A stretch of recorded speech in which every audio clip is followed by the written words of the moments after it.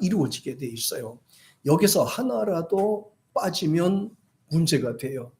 하나님 말씀을 의지하고 믿는 것이 없으면요, 기도도 잘 안 돼요. 말씀에 붙잡고 근거해서 기도를 해야 돼요. 그래 확신이 생기거든요. 그래서 디모데한테 사도 바울이 말씀하기를 말씀과 기도로 거룩하여 지민이라 이렇게 말씀을 하였어요. 하나님 말씀 그리고 기도로 거룩하여 지미라 이렇게 말씀하였습니다. 그리고 넘어가 볼까요? 한 단계 넘어가 봅니다. 두 개인데 요거만 나왔네요. 자, 이제 우리는 주변 환경의 영향을 받으면서 이렇게 살아가는데 어디까지나 우리 생활은 이렇게 삼각형이라는 것을 꼭 기억하세요. 하나님을 놓치면 안 돼요. 예수님을 놓치면 안 돼요. 기도하는 것을 놓치면 안 돼요. 사역하는 것을 놓치면 안 돼요. 자, 하나님 말씀만 많이 알고 기도가 없으면요, 가분수가 돼요. 머리만 컸지 교만하게 돼요. 하나님 말씀 알고 기도해야 그 다음에 능력이 생기고 영역이 생겨요. 힘이 생겨요. 그래야지 하는 일에도 힘을 받게 됩니다. 옛날에는, 요새는 참 차들이 좋아서 그런데 옛날도 아니다. 불과 한 10년 전만 해도 아침에 이렇게 나오려다 보면은 여기저기서 막 시거덩대는 소리들이 많이 들렸어요. 씩씩씩 여기서도 씩씩. 그래서 아침에 이 카센터에는 이렇게 막 불통이 날 정도로, 불이 불 정도로 전화가 많이 왔어요. 근데 요새 차들은 하도 좋아서 그런 게 없어요. 그냥 걸리지 않는 부분이 겨우 없어요. 옛날에 있었던 차들이 지금도 가끔씩 안 걸리기는 합니다. 배터리가 방전이 되면 사람이 힘을 못 쓰는 거예요. 차도 시동도 안 걸리는 거고요. 시그덕거리는 거예요. 우리가 하나님 말씀과 기도로 영역이 가득하지 않으면요, 마음에 믿음이 충만하지 않으면 모든 일에 시그덕거립니다. 시그덕거리는 거예요. 힘을 받지 못하니까 왕 하고 돌아가지 않아요. 하나님 말씀과 기도로 항상 무장하기를 주의 이름으로 축복합니다. 자, 그래서 그 중에서 가장 우리가 영향을 받는 게 뭐다 그랬죠? 그래, 주변 환경의 영향을 많이 받아요. 그러니까 하나님 말씀과 기도로 무장하지 않으면 주변의 영향을 받아서 우리가 나약해질 수밖에 없습니다. 그것은 바로 어렸을 때 우리가 또 어른들한테, 우리가 부모님들한테 영향을 많이 받잖아요. 부모님의 가르침과 교육이나 음식, 심지어는요, 저절로 체질까지도 그대로 그대로 본받게 되는 거예요. 부모를 통해서 이렇게 기질, 성품, 이 문화, 어떤 배경의 어떤 가뭄의 그런 문화적인 거, 미풍양속 같은 거, 이런 거를 이어받게 됩니다. 이걸 버릴 수가 없어요. 기질은 없어지지 않아요. 이건 무덤 속에 가도 결국은 없어지지 않아요. DNA라고 하는 거, 이게 없어지지 않더라고요. 그 다음에 살아가면서 가장 큰 영향을 받는 게 친구, 놀이나 우정이라고 하는 것이 영향을 많이 받고, 그 다음에 또 교사, 학교 들어가서는 교사의 영향을 굉장히 많이 받습니다. 그리고 직장에 들어가서는 직장 동료, 그 다음에 결혼에서는 배우자의 영향을 많이 받게 되죠. 그만큼 우리 주변의 환경을 통해서 좋은 것도 받을 수가 있지만은 좋지 않은 영향을 많이 받습니다. 좋은 영향을 받으면 좋게 살겠지만은 나쁜 영향을 받으면 나쁜 길로 나쁜 것을 생각하면서 살 수밖에 없어요. 그러니까 우리는 항상 하나님 섬기는 사람이잖아요. 그러니까 하나님 중심으로 말씀에 대한 영향을 받기를 주의 이름으로 축복합니다. 이 친구의 영향이 얼마나 대단하냐 하면은 구약에 보면 다윗이라는 분이 나오잖아요. 다윗이 어렸을 때 골리앗을 물리치고 사울 왕이 사유가 되죠. 졸지에 그리고 왕의 사유가 됩니다. 공주하고 결혼했으니까 얼마나 좋아요. 그런데 다윗이 너무 똑똑한 거예요. 너무 인기가 많은 거예요. 그러니까 사울 왕이 줬던 딸을 빼앗아서 다른 사람한테 시집 보내버렸어요. 얼마나 그 사위 입장에서는 속이 상하겠어요. 딸을 빼앗아서 다른 사람에게 시집 보내놓고 그 다음에 사위를 죽이려고 하는 겁니다. 계속 쫓아다녔어요. 사울을 죽이려고. 만약에 이렇게 모든 것이 끝난다면은 아마 다윗 입장에서는 일평생 동안을 뭐 하나님 뜻보다는 오히려 그 속에 그 원망하는 것으로 채워졌을 거예요.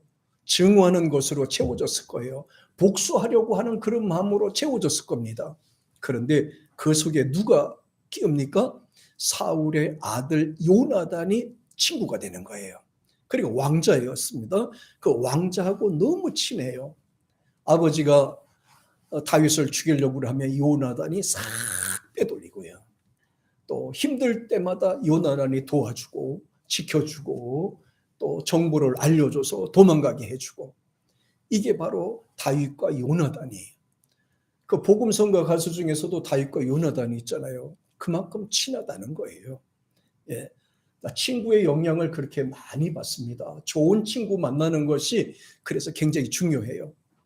어렸을 때요, 학교 다녔을 때도 좋은 친구 만나는 것이 굉장히 중요하고요. 또 교회를 다니면서도 같은 믿음의 동지를 만나는 것이 굉장히 중요합니다. 같이 힘들 때 기도해주고 밀어주고 이렇게 하는 것이 굉장히 중요합니다. 친구 잘 만나면 이렇게 되잖아요. 그런데 여기서 우리가 잘 알아야 되는 것이 하나가 있어요. 믿음이 없다면 어떻게 됐을까? 다윗이라는 인물은 어떻게 됐을까? 보나마나 복수로 평생 동안 살겠죠. 원한을 갚기 위해서 증오하는 마음으로 일평생 동안 살았을 거예요. 그런데 다윗에게는 요나단이라는 친구가 있었고, 그 다음에 하나님을 섬기는 믿음이 있는 겁니다. 여기서 하나님을 믿지 않는 분들이 이 세상에서 정치적인 피해를 입은 분들이 나중에 정권을 잡으면 반드시 보복을 하게 되는 이유가 여기에 있어요. 보복을 하는 이유가 여기에 있습니다. 내가 반드시 커서 내가 성공해서 저것들을 내가 처치해야지, 저것들을 무너뜨려야지. 그런데 믿음이 있는 사람들은 그렇지 않아요.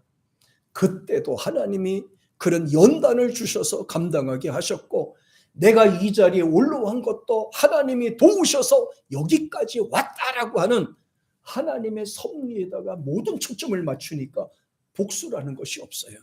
그래서 모든 일에는 하나님을 섬기는 믿음의 사람들이 막 그 곳곳에 들어가서 일을 해야 된다니까요. 예.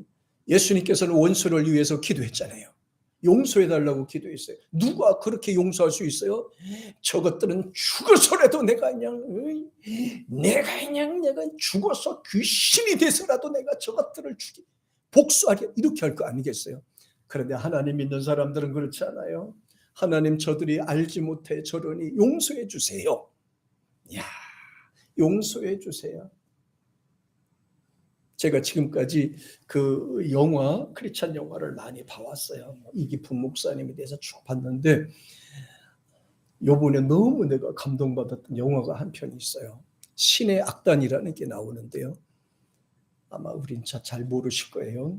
지금 신의 그 메가바스에서 지금 매일 2시마다 지금 상영하고 있더라고요. 주일은 모르겠어요. 근데 평일날은 이제 2시에 해요. 그걸 보고 제가 감동을 너무 받았어요.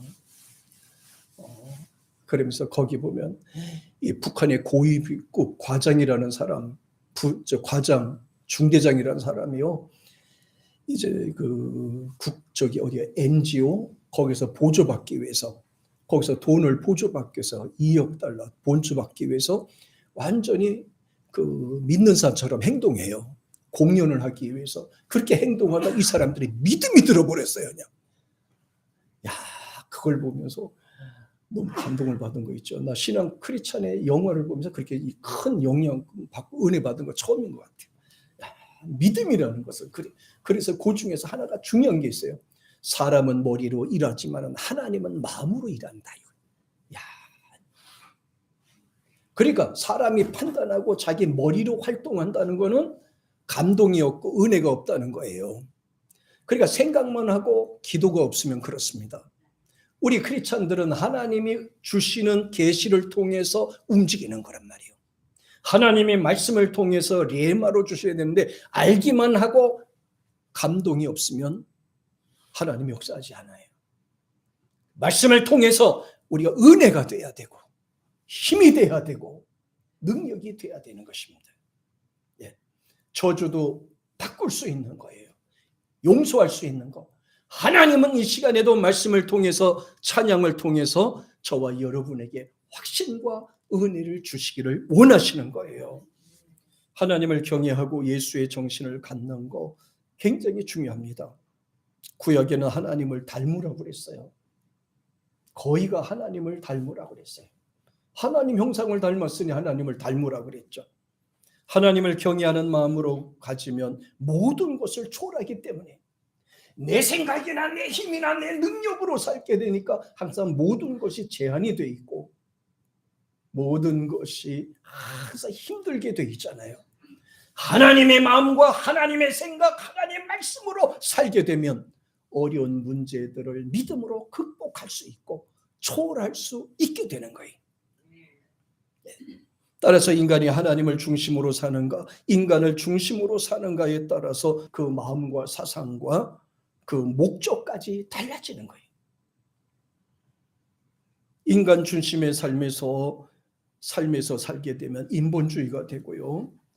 자기 생각 주관 하에 살면 인본주의가 된다.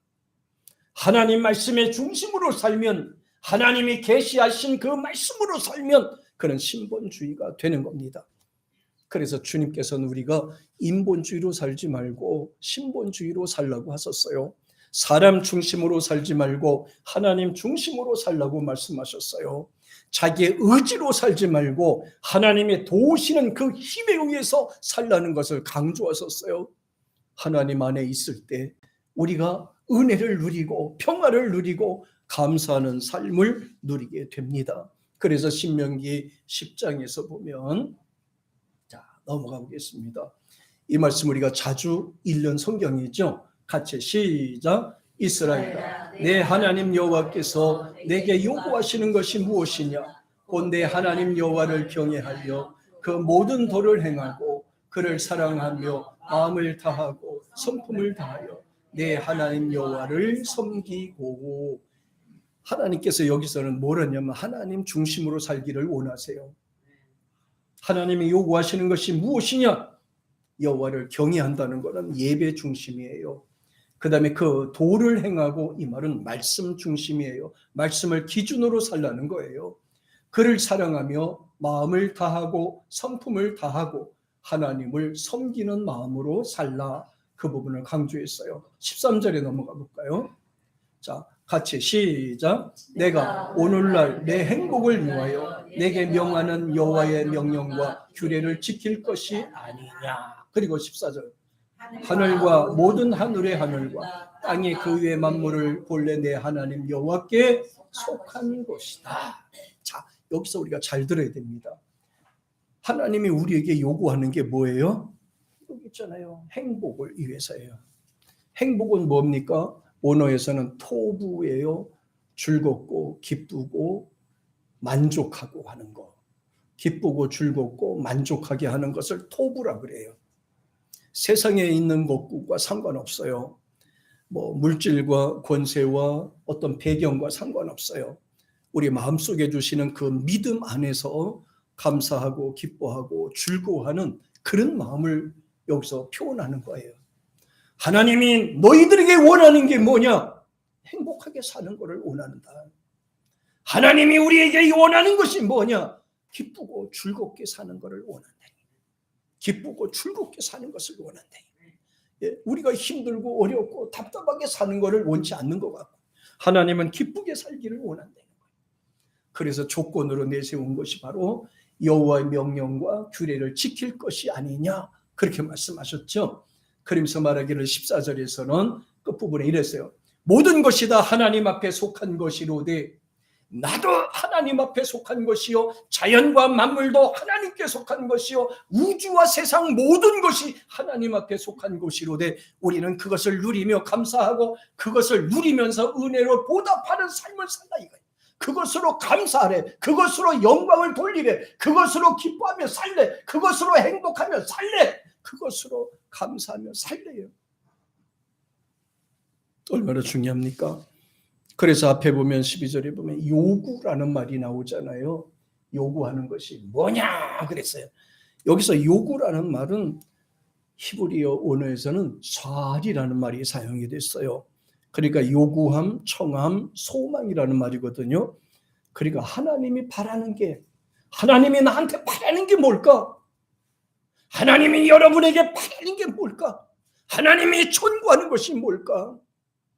간단합니다. 행복하게 사는 거예요. 건강하게 사는 거예요. 평안을 누리며 사는 거예요. 하나님이 저한테 요구하는 거, 바라시는 거. 하나님은 철저하게 아버지, 어머니 같은 마음을 갖고 계십니다. 어느 부모가 자식들에게 힘들게 살기를 원하는 부모가 어디 있어요? 자식이 잘 살기를 원하고 행복하게 살기 원하고 건강하게 살기를 원하죠. 하나님의 마음도 그런 거예요. 우리가 잘 살기를 원하는 거예요. 건강하게 살기를 원하는 거예요. 이게 하나님의 바람입니다. 하나님이 요구하시는 거고 기대하시는 내용입니다. 그래서 성경에는 생명의 주님이 되신 하나님을 사랑하고 온 중심을 다하여 하나님을 사랑하는 일, 이렇게 요약을 합니다. 마음과 중심을 다해서 하나님을 사랑하라. 이것이 너의 행복이니라. 하나님을 떠나지 말라. 이것이 너의 행복이니라. 하나님의 도우심을 받으며 살라. 이것이 너의 기쁨이요 행복이니라. 하나님이 말씀하신 거예요. 육신의 삶이나 정신의 삶이나 영의 삶이 잘 되려면 하나님 중심이 되어야 된다는 걸 강조하셨어요. 근데 신약에 내려와서는 이제 조금 이것이 달라져서요. 사도 바울은 예수님을 닮아라 그랬어요. 예수님의 마음을 닮고 살아라, 그 말씀을 강조했습니다. 사도 바울은 성도들에게 자신의 신앙과 신앙의 삶을 본받으러 가면서 내가 하나님을 사랑한 것처럼 너희도 나를 본받으라, 이렇게. 내가 하나님 중심으로 산 것처럼 너희도 그렇게 살기를 원한다. 내가 하나님의 기업을 보면서 사는 것처럼 너희들도 나처럼 이렇게 되기를 원한다. 이 부분에 대해서 강조하셨어요. 사랑하는 여러분, 우리 모두가 이렇게 믿음으로 중심으로 사는 삶이 되기를 축복합니다. 성경은 믿음의 조상으로 그러면서 소개하는 분이 한 분 계세요. 너희는 하나님을 닮아가며 살고 너희는 이렇게 예수님의 마음을 담고 살고, 그런데 여기서 인물을 하나 소개를 하는 분이 계세요. 바로 아브라함을 소개합니다. 아브라함은 이제 믿음의 조상이잖아요. 근데 이제 갈라디아 3장에서는 사도 바울이 이제 소개를 합니다. 아브라함을 소개합니다. 너희는 나를 본받으라. 나처럼 살아. 내가 하나님을 사랑한 것처럼 너희도 나를 처럼 본받았으면 좋겠어. 내가 예수님 안에서 사는 것처럼 너희도 나를 그렇게 본받았으면 좋겠어. 내가 예수 안에 평안과 기쁨을 누린 것처럼 너희도 나를 본받고 이렇게 살았으면 좋겠어. 세상을 초월하며 사는 것을 본받았으면 좋겠어. 그런데 나뿐만 아니라 아브라함처럼 됐으면 좋겠어. 아브라함 같은 믿음을 가졌으면 좋겠어. 볼까요? 3장 6절 같이 시작. 하나님이 아브라함을 믿음에 이것을 그에게 의로 정하셨다함과 같으니, 이렇게 하면서요, 하나님을 믿음에라고 이렇게 했잖아요. 믿음에. 여기서 믿음에라는 말이 굉장히 중요합니다. 믿음에. 이 말은 피스티스와 이거는 포이에오와의 합성이 된 단어예요. 믿음으로 행했던, 믿음으로 행하던 아브라함. 그 단지 믿기만 하는 게 아니고 종교인들은 머물러 있는 것이 아니고요. 그 말씀을 듣고 행하는, 이렇게 됐어요. 하나님을 경외하며 그분에 따라서 살아가는 아브라함을 이렇게 표현을 했습니다. 그래서 믿음의 피스티오예요. 예. 그래서 아브라함이 하나님을 믿으며, 이분이 굉장히 중요합니다. 말씀을 사실로 받아들인다는 거예요. 이게요, 그냥 듣고 지나간 것과 이것을 내가 반드시 지켜야 된다는 각오로 이 말씀을 듣는 것과는 자세가 틀린 거예요. 내가 이 말씀을 듣고 그래, 나도 그렇게 살아야지, 나도 그렇게 행해야지, 나도 그렇게 하나님을 섬겨야지, 그 자세 자체가 같단 말이에요. 그러면서 말하기를, 여기서 피스토라는 말은 이 하나님이 주시는 말씀을 사실로 그냥 받아들였다 하는 그런 말이고요. 그렇게 생각했다 이 말입니다. 그리고 하나님이 직접 하신 말씀으로 믿었다는 얘기. 이게 사도 바울과 아브라함과의 공통점이 있어요. 믿음이 있는 사람과 없는 사람의 특징은 뭐냐? 하나님 말씀을 듣고 그대로 순종하고 사는 사람과 하나님 말씀을 듣고 있거나 소홀히 여긴 사람과의 특징이 여기서 있는 겁니다. 말씀을 듣고 실천하는 사람들이 무서운 사람이에요. 저도 무서운 사람이 되려고 노력해요. 그럼 단순하게 하나님 말씀만 전하고 끝나는 사람이 아니라 이 말씀을 전하고 이 말씀대로 살려고 노력하는 겁니다. 각오를 하는 겁니다. 마음의 다짐을 하는 겁니다.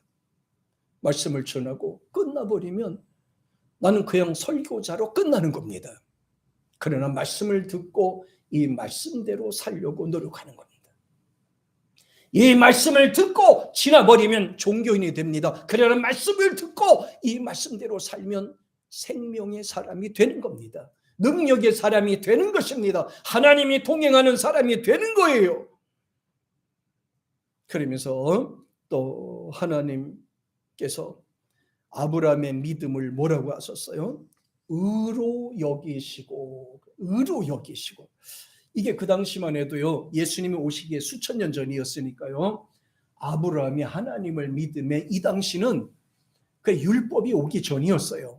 율법이 오기 전에 하나님께서는 언약하시고 계명으로 말씀하셨거든요. 근데 여기서 믿음에 의로 칭하게 됐다. 의로라는 말이 나오잖아요. 의. 근데 제가 이 의를 헬라어에서 이게 찾아봤어요. 제가 이렇게 찾아보니까 디카이오시네라는 동사의 말이 사용이 됐어요. 이 말은 엄청난 게 무섭고 좋은 거예요. 여기서 의라는 말은 칭의라는 말이에요. 칭의. 죄를 용서해 주는 거, 죄를 사해 주는 거.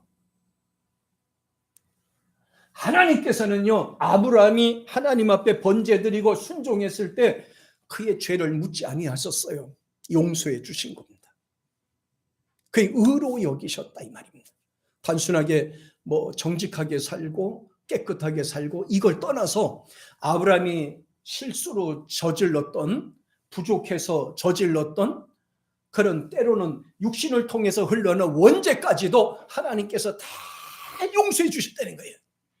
칭의로 여겼다 이 말이에요.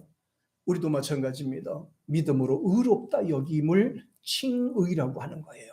칭의는 죄 없다, 죄를 사해 줬다 이 말이 바로 칭의라는 말이거든요. 용서해 주셨대요. 믿음으로. 주님을 믿고 받아들였더니 주님이 내 죄를 묻지 않고 다 용서해 주셨어요. 근데 우리 사람들은 어떻나요? 3년 전의 이야기까지, 10년 전의 이야기까지 여기 머릿속에 두고 잊지 못하는 게 우리 인간의 모습이잖아요. 하나님도 용서하시는데 우리도 왜 용서 못하겠습니까?